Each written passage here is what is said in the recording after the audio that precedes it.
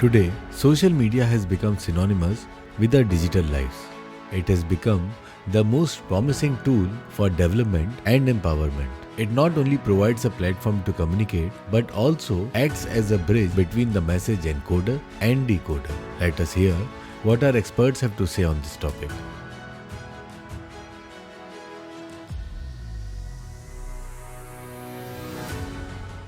Social media से जुड़े तमाम साथियों के लिए आज एक बहुत ही महत्वपूर्ण मौका है।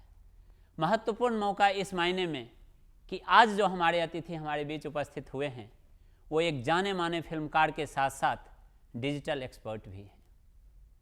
विश्व वक केंद्र प्रांगण में जितने हमारे साथी आते रहे हैं वो इस बात को जानते हैं कि विश्व वक केंद्र हमेशा एक अलग प्रसंग को लेकर आते हैं, एक अलग विषय के साथ हाजिर होती है।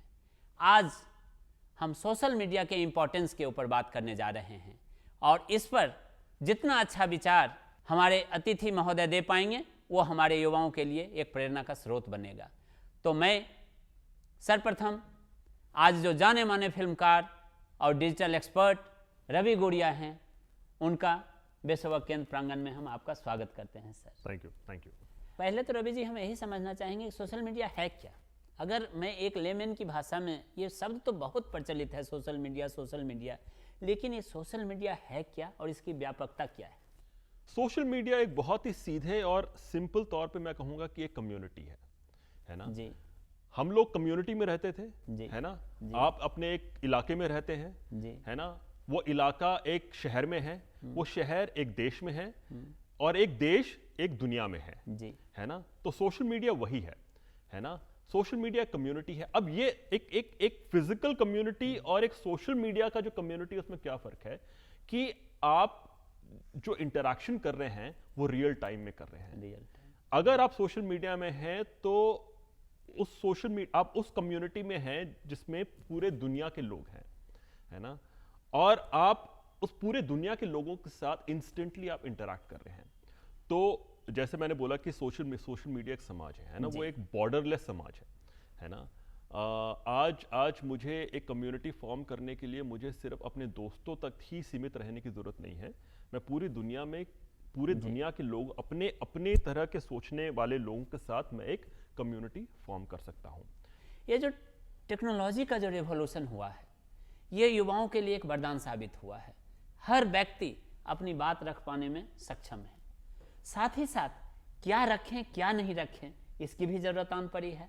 तो ये टेक्नोलॉजी के रिवॉल्यूशन को खासकर हमारे देश के परिप्रेक्ष्य में, भारत जैसे विस्तृत देश जहाँ की अलग अलग भाषा हैं, अलग अलग धर्म के लोग हैं, ज्योग्राफिकल कंडीशन अलग है, यहाँ पर टेक्नोलॉजी के रिवॉल्यूशन को आप किस तरह से देखते हैं?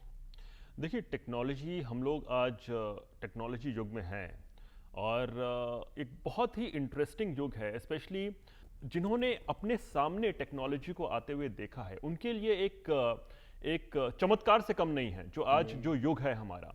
और मैं बहुत पीछे नहीं जाऊंगा, मतलब 20 साल पहले भी मुझसे बोलते कि 20 साल बाद कुछ ऐसा होगा कि हमारे हाथ में मोबाइल फोन्स तो खैर आ गए थे, लेकिन आज हम इस युग में होंगे कि मतलब टेक्नोलॉजी हमारे जिंदगी को इस कदर प्रभावित करेगा तो शायद मैं 20 साल पहले नहीं मानता जी, है ना। और जिस तरीके से एक ह्यूमन बिहेवियर और ह्यूमन एवोल्यूशन हुआ है पिछले 10-15 सालों में, मुझे ऐसा लगता है कि वो पिछले 100 साल में भी नहीं हुआ। मतलब पिछले हर एक एवोल्यूशन को 50 साल लगते हैं जी, है ना, उसको पूरा एक प्रभाव में आने के लिए। लेकिन आज हम जिस युग में हैं, आजकल हमारा एवोल्यूशन हर 6 महीने में हो रहा है और वो हर 6 महीने में एक नया टेक्नोलॉजी आ जाता है और उस टेक्नोलॉजी के हिसाब से हमें अपने आप को बदलना पड़ता है ना। तो हम लोग एक बहुत ही इंटरेस्टिंग दौर में हैं जिसमें हम लोग इतनी तेजी से बदल रहे हैं कि हमें भी नहीं मालूम कि हम लोग कहाँ जा रहे हैं। और कहीं ना कहीं वो एक समझ भी है और एक नासमझी भी है। उस समझ और नासमझी के बीच में हम लोग कहीं ना कहीं अपने आप को पा रहे हैं और कभी कभी उस टेक्नोलॉजी का हम लोग सही इस्तेमाल भी करते हैं और गलत इस्तेमाल भी करते हैं और अपनी गलतियों से सीखते हैं और जो हमारे जो पॉजिटिव्स हैं उनको हम लोग आगे ले जाने की कोशिश कर रहे हैं। बहुत सही कहा रवि जी ने कि हम समझ और नासमझी के बीच से गुजर रहे हैं। इस समझ और नासमझी के बीच जो एक हेडलाइन डिफरेंस है वो हमें ही क्रिएट करना पड़ेगा और हमें रिस्पेक्ट देना पड़ेगा कि हम समझ के साथ कैसे आगे बढ़ते हैं। जहां हम रोटी कपड़ा और मकान की बात करते हैं वहां पर हर हाथ में आज स्मार्टफोन हम देख रहे हैं। रिवॉल्यूशन तो हुआ है, इसमें तो किंचित मात्र का ऐसा हम नहीं कह सकते हैं कि किंतु या परंतु है, लेकिन इसको इवॉल्व होने में, इसके इवोल्यूशन में आप क्या देखते हैं? क्या पॉजिटिव देखते हैं और क्या नेगेटिव देखते हैं? सकारात्मक पहलू क्या है और नकारात्मक पहलू क्या है? देखिए, हम लोग जो आज जो टेक्नोलॉजी है, जो चीज़ें पहले छुपी रहती थी आज वो बाहर आ गई हैं, है ना। जो हमारे जो नेगेटिविटीज़ हैं, पहले एक चीज़ को फैलने के लिए अगर आपने एक बात कही, उस बात को आपके दोस्तों तक भी पहुंचने के लिए समय लगता था। सपोज आपने सोशल मीडिया का इस्तेमाल किया है, आपने फेसबुक में एक बात कही, तो उसको लोगों तक पहुंचने में मतलब उसको समय नहीं लगता है ना। और अगर आपने वो नेगेटिव कुछ कहा है तब भी वो एक इतनी बड़ी संख्या के लोगों को प्रभावित करता है, इतनी जल्दी प्रभावित करता है। अगर किसी इंसान में अगर वो समझ नहीं है तो वो उस इंसान को बहुत ही नेगेटिवली भी इम्पैक्ट कर सकता है। तो मुझे ऐसा लगता है कि जो आज जो डिजिटल रेवोल्यूशन हो रहा है वहाँ पर हमारा जो एक रिस्पॉन्सिबिलिटी है वो बहुत ज़्यादा बढ़ गया है। और आज के ज़माने में अगर हम उस रिस्पॉन्सिबिलिटी को ना पहचाने, हमें ना ही ये पहचानना है कि टेक्नोलॉजी क्या है, और ये हमारे लिए ऑप्शन नहीं है, ये हमारे लिए रिस्पॉन्सिबिलिटी है कि हम जो टेक्नोलॉजी को इस्तेमाल कर रहे हैं उसको हम समझें कि वो टेक्नोलॉजी क्या है। ट्रेडिशनल जो एक टेलीविजन जो इस्तेमाल होता था कि टेलीविजन में आप एड्स देखते थे, आज सोशल मीडिया उससे भी ज़्यादा पावरफुल मीडियम है कि अगर कोई एक इंसान है जिसका एक यूट्यूब चैनल है और इस यूट्यूब चैनल में उसके 1 मिलियन सब्सक्राइबर्स, तो अगर आप अपने प्रोडक्ट को उसके चैनल के थ्रू अगर आप प्रमोट करते हैं तो आपके पास पोटेंशियल है कि आप एकदम से उस 1 मिलियन सब्सक्राइबर तक पहुंच सकते हैं। तो इस तरीके से ये जो अलग अलग जो 5 जो social media, powerful social media आज के ज़माने में है, उनको लोगों ने इस्तेमाल करना शुरू किया है। तो उनके बीच में जो डिफरेंस है वो इस तरीके से है कि जो आपको ट्विटर दे सकता है या इंस्टाग्राम दे सकता है वो शायद आपको फेसबुक नहीं दे सकता, और जो आपको फेसबुक दे सकता है वो शायद दूसरे प्लेटफॉर्म नहीं दे सकते। जब हम एक एक्सपर्ट से बात करते हैं कि इन्हीं बिंदुओं पर ध्यान देने की ज़रूरत पड़ती है। रवि जी, जैसा आप जान रहे हैं कि विश्व केंद्र एक ऐसी ऑर्गेनाइजेशन है जहां हम सिविल सोसाइटी ऑर्गेनाइजेशन और यूथ को रिप्रेजेंट करते हैं। और जाहिर सी बात है, जब हम सिविल सोसाइटी ऑर्गेनाइजेशन और यूथ को रिप्रेजेंट करते हैं तो सोशल इश्यूज़ को हम रिप्रेजेंट करते हैं, सोशल एक्टिविटीज़ को रिप्रेजेंट करते हैं, यानी कि विकास ही हमारा ध्येय है। तो ये जो डेवलपमेंट इज आवर अप्रोच, इसको अगर हम समझने का प्रयास करें कि सोशल मीडिया का सबसे अच्छे ढंग से डेवलपमेंट सेक्टर में कैसे यूज किया जा सकता है, सोशल डेवलपमेंट सेक्टर में कैसे इस फोरम को यूज किया जाए कि हम जो आज विकासशील देश की बात कर रहे हैं तो हम इसे विकसित देश में तब्दील कर सकें। इसमें आपका क्या अप्रोच है और क्या आपका एक्सपर्टीज है और कैसे हमारे दर्शक को आप गाइड करना चाहेंगे? तो डेवलपमेंट सेक्टर को सोशल मीडिया से बहुत फायदा हुआ है, बहुत ज़्यादा फायदा हुआ है।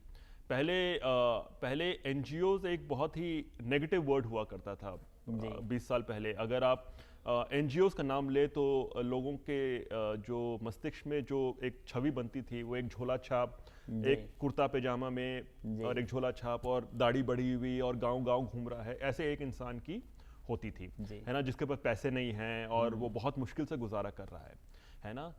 लेकिन अब जो सोशल मीडिया है, सोशल मीडिया के चलते एक बहुत प्रोफेशनलिज्म आ गया है डेवलपमेंट सेक्टर में, है ना। पहले नेटवर्किंग करना बहुत मुश्किल था, लोगों से कम्युनिकेट करना बहुत मुश्किल था, अपने आप को रिप्रेजेंट करना बहुत मुश्किल था, क्योंकि हर जो कम्युनिकेशन के जो मीडियम्स थे वो बहुत स्नेल पेस में चलते थे, है ना। कि अगर किसी को बात करनी है तो आपको लैंडलाइन में बात करनी है और किसी से वार्तालाप करनी, चिट्ठी लिखना है तो वो। लेकिन आज हर चीज़ इंस्टेंट हो गया है। अब लोगों को अपने आप को रिप्रेजेंट करने में बहुत ही आसानी हो गई और बहुत ही इम्पैक्टफुल तरीके से लोग अपने आप को रिप्रेजेंट कर सकते हैं।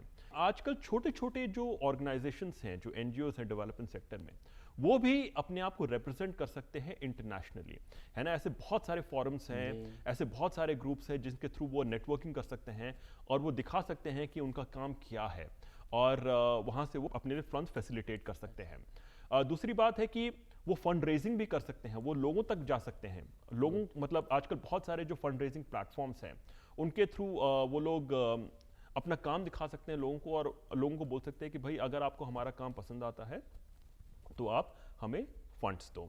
वो इंस्टेंट लोगों से इंटरैक्ट कर सकते हैं, लोग उनसे जवाब पूछ सकते हैं। अकाउंटेबिलिटी एक बहुत ही आसान हो गई है कि लोग ये पहचानना कि कौन जेन्युइन है और कौन गलत है। दूसरी बात है कि आप अपना ही रेवेन्यू जनरेट कर सकते हैं।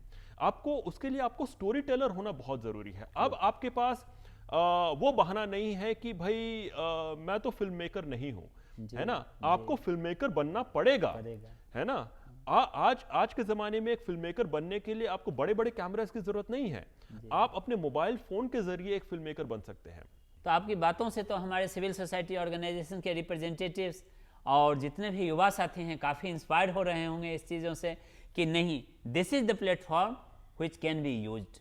तो बहुत अच्छी बात आपने बताई, लेकिन इसमें एक सावधानी की ज़रूरत ये है जो मैं समझना चाहता हूँ या हमारे सारे दर्शक समझना चाहेंगे कि देखिए, everything has some positive and negative aspects. आप सुनते हैं ना कि ये वीडियो वायरल हो गया, ये वीडियो इतना लोगों तक गया, लेकिन ये वायरल हो गया तो दोनों सेंस में वायरल हो रहा है, पॉजिटिव में भी हो रहा है, नेगेटिव में हो रहा है। और आज तो ज़माना ये आ गया कि लोग बस हाईलाइट होना चाहते, वो पॉजिटिव में हो या नेगेटिव में हो। तो ये कैसे वीडियो को, ऐसा क्या कंटेंट इसमें होता है, कंटेंट रखने के तरीके वो क्या हैं, जिससे कि एक वीडियो हजारों लोगों तक चला जाता है, लाखों लोगों तक चला जाता है, और एक वीडियो बहुत अच्छा सब्जेक्ट है लेकिन वो कुछ लोगों तक में ही सिमट जाती है। इस पर आपका क्या? देखिए, जो वायरलिटी की जो बात है, नेगेटिविटी ऑलवेज सेल्स, है ना। और अक्सर हमने देखा है कि जो नेगेटिव कंटेंट है वो ज़्यादा लोग उस रिएक्ट करते हैं, चाहे वो गुस्से में रिएक्ट करें, चाहे वो उसको प्रमोट करने के लिए रिएक्ट करें, जो कि एक बहुत ही, हम ये मेरे ख्याल से एक ह्यूमन नेचर है कि हम नेगेटिविटी की तरफ ज़्यादा आकर्षित होते हैं और पॉजिटिविटी की तरफ कम आकर्षित होते हैं। कहीं ना कहीं एक क्रिटिकल थिंकिंग की कमी हमारे देश में बहुत कम है, और वो इसलिए है क्योंकि हमारे देश में एक तो लिटरेसी लेवल बहुत ज़्यादा कम है। क्योंकि लिटरेसी लेवल कम है इसलिए डिजिटल लिटरेसी भी कम है जी, है ना। और हमारे देश की एक बहुत बड़ी संख्या है जिन्होंने अभी अभी हाल में ही टेक्नोलॉजी अडॉप्ट की है, और वो ज़्यादातर वो संख्या शहरों तक सीमित थी, और अब क्योंकि जो इंटरनेट रेट्स वगैरह हैं जो इतने कम हो गए हैं कि अब गांवों में भी लोग इंटरनेट उनके पास होता है। तो एक सही कंटेंट जनरेशन और उसको सोशल मीडिया के थ्रू उसको प्रेजेंटेशन एक बहुत ही एक इम्पॉर्टेंट फैक्टर है जो कि हमें सीखना बहुत ज़रूरी है। और ऐसे बहुत सारे पॉजिटिव वीडियोस प्रमोट मतलब कि वायरल हुए हैं। यदि एक एक्सपर्ट के तौर पर रवि जी संदेश देना चाहें कि सोशल मीडिया की प्रभाविता को कैसे हम अच्छे से परोस सकें और सोशल मीडिया कैसे उनके लिए एक वरदान साबित हो सकता है, तो सभी कैटेगरी को क्या संदेश देना चाहें? मैं ये संदेश देना चाहूँगा कि social media as a creator और एज अ कंज्यूमर आपको अपनी रिस्पॉन्सिबिलिटी की पहचान होनी बहुत ज़रूरी है, क्रिटिकल थिंकिंग होना बहुत ज़रूरी है, और आपको ये समझ होनी बहुत ज़रूरी है कि आप कुछ भी कंज्यूम करते हैं या कुछ भी क्रिएट करते हैं उसका अपना ही एक इम्पैक्ट है, और सोशल मीडिया एक बहुत ही पावरफुल मीडियम है जी, है ना। तो अगर आप थोड़ी रिस्पॉन्सिबिलिटी दिखाएंगे, चाहे आप कंज्यूम करते हैं चाहे आप क्रिएट करते हैं, तो कहीं ना कहीं हम लोग जो एक नेगेटिव प्रभाव हो रहा है टेक्नोलॉजी का या सोशल मीडिया का समाज पर, उसको किसी न किसी हद तक बैलेंस कर सकते हैं या कम कर सकते हैं। इसलिए अपनी रिस्पॉन्सिबिलिटी समझनी बहुत ज़रूरी है, और थोड़ा बहुत ज्ञान होना बहुत ज़रूरी है कि आप जो भी मीडियम इस्तेमाल कर रहे हैं उसके टेक्नोलॉजी को थोड़ा बहुत समझें। चाहे वो सोशल मीडिया है तो सोशल मीडिया के एल्गोरिदम्स किस तरीके से काम करते हैं, आर्टिफिशियल इंटेलिजेंस किस तरीके से काम करते हैं, ताकि आप उस समझ के साथ आप ज़्यादा इफेक्टिवली उस प्लेटफॉर्म को इस्तेमाल करें, है ना। तो नॉलेज आप ना ही एक लर्न कीजिए, नॉलेज गेन कीजिए, बट मतलब नॉलेज से ज्यादा इसमें विजडम काम करेगा। विजडम काम जो आप जो एक कंट्रीब्यूट कर सकते हैं उसको, वो ये कर सकते हैं कि आपकी विजडम आप कंट्रीब्यूट कर सकते हैं, अपना कॉमन सेंस आप कंट्रीब्यूट कर सकते हैं, और ना ही एज अ क्रिएटर या कंज्यूमर बट लोगों को, अपने आसपास के लोगों को भी वो एजुकेट करें आप, है ना। आप वो नॉलेज गेन करें, आप वो विजडम गेन करें, और वो कॉमन सेंस गेन करें, और आप आसपास के लोगों को भी आप एजुकेट करें कि सोशल मीडिया का किस तरीके से रिस्पॉन्सिबिली वो इस्तेमाल कर सकते हैं। बहुत ही सुंदर तरीके से आपने व्यक्त किया और हम आशा करते हैं हमारे तमाम दर्शक आपके इस तर्क संगत जो आपने वक्तव्य दिया या जो चर्चा में आपने जो महत्वपूर्ण बिंदुओं को आपने रखा, न केवल ये बहुत ही तार्किक है बल्कि ये लाइफ की रियलिटी से जुड़ा हुआ है। सोशल मीडिया आज के डेट में लाइफ की रियलिटी का पर्यायवाची शब्द हो चुका है। तो इस जब पर्यायवाची शब्द हो गया है जस्ट लाइक सिनोनिम्स, तो उसको उसी तरह से यूज भी करना होगा।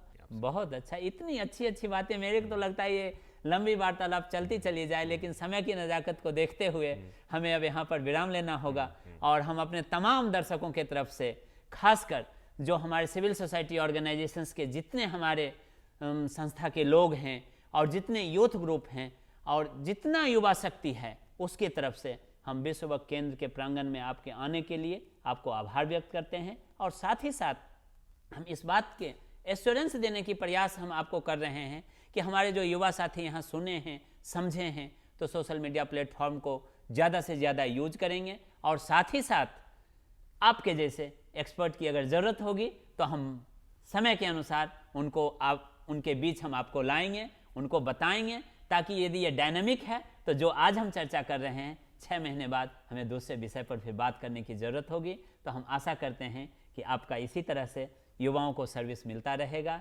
और यदि युवाओं को आपके जैसे प्रेरक मिले तो हम इस देश को फिर से बहुत ही सशक्त तो बना ही रहे हैं, लेकिन सशक्तता के साथ साथ हम अद्भुत देश का निर्माण कर सकेंगे। तो बहुत बहुत आभार, बहुत बहुत धन्यवाद। जय हिंद, जय भारत, जय जगत। Thanks for watching. For more updates, please subscribe to our official YouTube channel and follow us here.